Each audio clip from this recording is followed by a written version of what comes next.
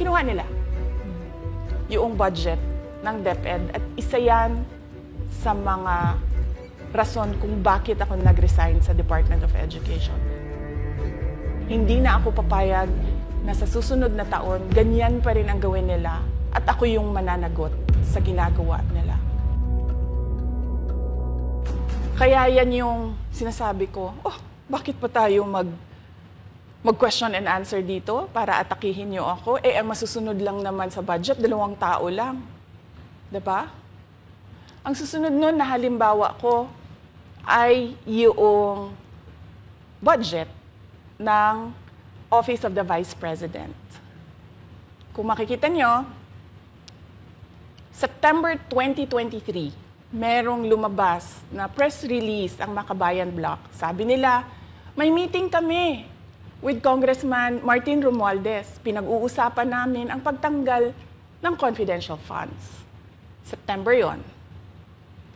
Pagkatapos nun, nagkwento sa akin ng isang congressman. Sabi niya, lumapit daw sa kanya si congressman ko at sinabihan siya na tatanggalin namin ang confidential funds ni Inday Sara. Hindi ba siya magagalit? Ang sagot naman sa kanya nung kaibigan ko na congressman, alam mo, si Inday Sara, walang pakialam sa pera yan. Magtatrabaho yan kahit anong budget. Alam niya yan. Dahil alam din niya na limitado ang pera ng gobyerno. Kaya magtatrabaho yan. Trabaho lang ang gusto niyan. Sinabihan siya. Inulit pa niya yung tanong. Tinanong niya yung congressman, sigurado ka ba na hindi magagalit si Inday Sara? Sabi niya, hindi. Kaya kung makita ninyo, doon sa budget hearing ng Office of the Vice President, ay dinefend namin ng maayos kung paano gagamitin ang confidential funds. Napapabilis ang trabaho, napapadali ang trabaho, dahil nakatarget yung mga proyekto. Pero pagkatapos nung plenary namin sa House, ay kaagad na lumabas, di ba? Walang 2 oras lumabas ang statement ni Congressman Zaldico. Ano sabi niya? Unanimous decision ng party leaders under the leadership of Congressman Martin Romualdez, tatanggalin namin ang confidential funds. At para hindi halata na inaatake nila ako, tinanggalan din nila yung mga iba pang mga departments ng kanilang confidential funds. So nakikita nyo, bumulong ang Makabayan Bloc kay Martin Romualdez. At dahil sa kagustuhan ni Martin Romualdez na hindi siya atakihin, at dahil sa gusto niyang suportahan ang Makabayan at ang NPA, nakinig siya. At ang ginawa niya, tanggalin yung budget. Alam na nila kung anong gagawin nila bago pa kami pumunta sa plenary ng House. Hindi ko alam yon. Kasi nasabihan na lang ako nung kaibigan kong congressman pagkatapos na. Nung nakita ko na nagsabi si Zaldico, tanggalin niya ang confidential funds ng Office of the Vice President. So doon ko na lang naintindihan na aatake sila gamit ang confidential funds. Dahil sumunod nun, October, ay merong dated na October na audit memorandum ang Commission on Audit. Tapos meron silang October 3 na audit memorandum ang Commission on Audit. So sunod-sunod yun, makita mo. Naglabas ng press release ang Makabayan, nag-defend kami ng budget namin, nagsalita si Zaldico, lumabas ang mga AOM ng COA, September, October. Kaya yan din yung rason. Nung nakita na namin at na-confirm namin doon sa audit memorandum ng COA na ito na yon, confirmation ng pag-atake. Kasi hindi pa kami confirm doon sa unang tanggalin namin yung confidential funds sa OVP. Ang kumpirmasyon namin, noong nagba-budget hearing sila, at doon sa budget hearing, tinatanong nila, may AOM na ba? May AOM na ba? At nakita namin lumabas na. Yun yung confirmation namin na ito yung pag-atake. Kaya nung fourth quarter ng 2023, hindi na ginamit ng Office of the Vice President at ng Department of Education ang confidential funds. Kasi sabi ko sa kanila, kahit gaanong tamang gamit natin dyan, gagawan nila ng mali yan. Bubutasin nila yan at aatakihin tayo gamit ang confidential funds. At ang patutuo nito, kung makita ninyo, noong House hearing, noong August 27, 90% ng mga tanong, confidential funds. Kahit na 2024 at 2025, wala ng confidential funds ang Office of the Vice President. So yan yung explanation ko, mahabang explanation ko, bakit pa tayo mag-question and answer? Para atakihin ninyo ako? Tapos, alam naman nating lahat, Congressman Zaldico, Congressman Martin Romualdez lang ang nagdidesisyon sa budget ng bayan. Madam Vice President, it seems that there's this great plan against you talaga to destroy you. And speaking of plan, kasi during the budget hearing po, may nagsabi kasi doon ng let's stick to our plan. And you also called that person po. Ano po, can you po share about this po? Ano ba tong plan talaga nila during this budget hearing? Oo. Doon sa budget hearing na nangyari noong August 27, nakita nyo na, meron na silang nakahandang PowerPoint presentation, meron na silang nakahandang audiovisual presentation, meron na silang nakahanda na script na binabasa, at yung isa pa nga na congresswoman na sabi niya, wala akong panahon, basta mahaba ito, hindi ko mabasa letter per letter.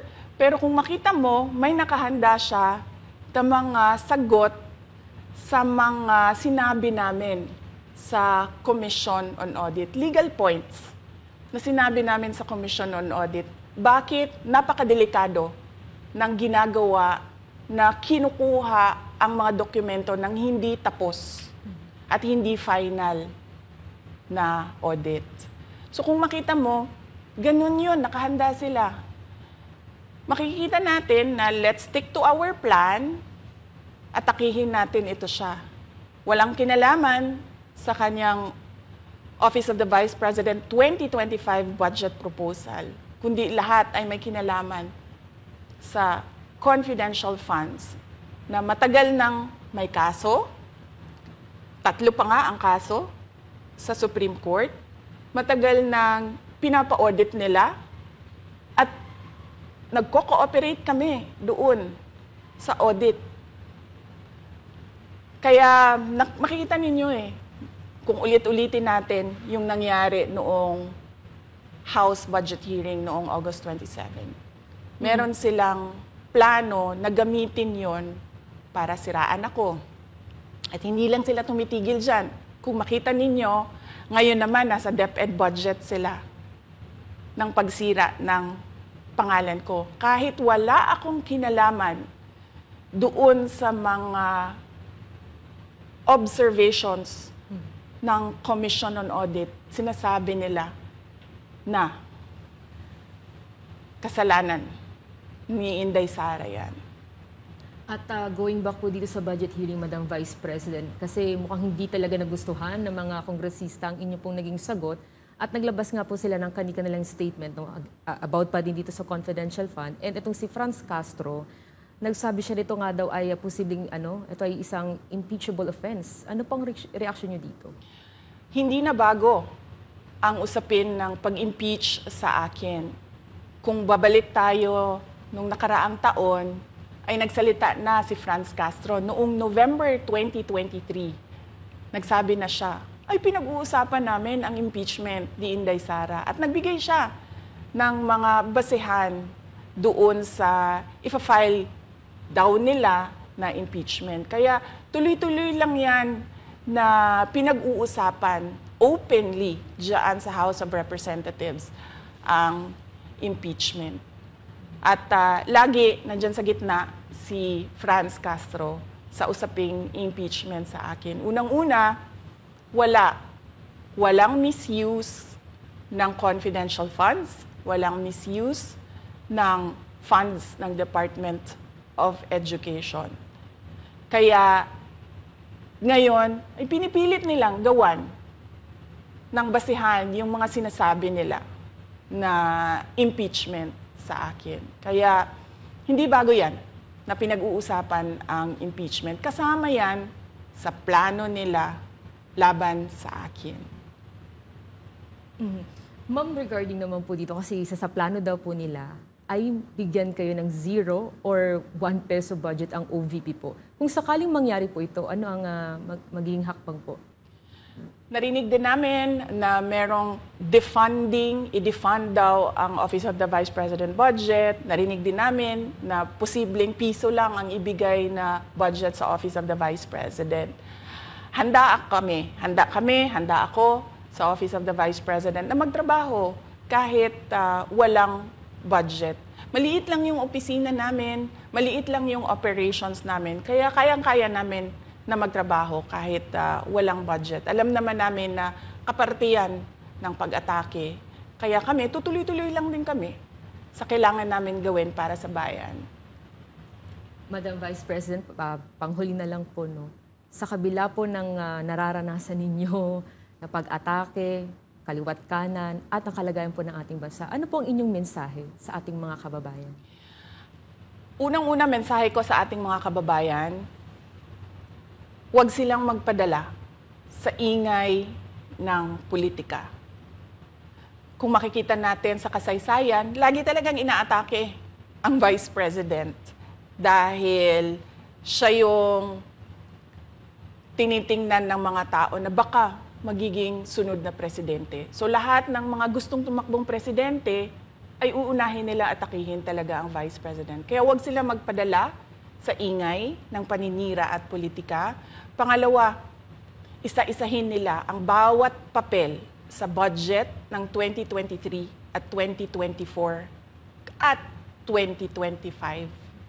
At pangatlo, kailangan magkaisa tayo na tumulong sa mga nangangailangan. Dumadami ang naghihirap na mga pamilya. Dumadami ang nakakaranas ng gutom. Kaya kailangan tayo, kaya kami tutuloy din ang trabaho namin kahit walang budget. Dahil alam namin na yan yung pinaka-importante sa ngayon. Na matulungan yung mga kababayan natin na naghihirap at walang makain. Yan yung totoong problema ng bayan natin. Once again, ma'am, maraming salamat po sa pagkakataong pinagkaloob niyo po sa amin at nabigyang linaw po ang mga issue nga ngayon ay headlines po sa iba't ibang media. Maraming salamat po ni Madam Vice President. Thank you very much. Shukran.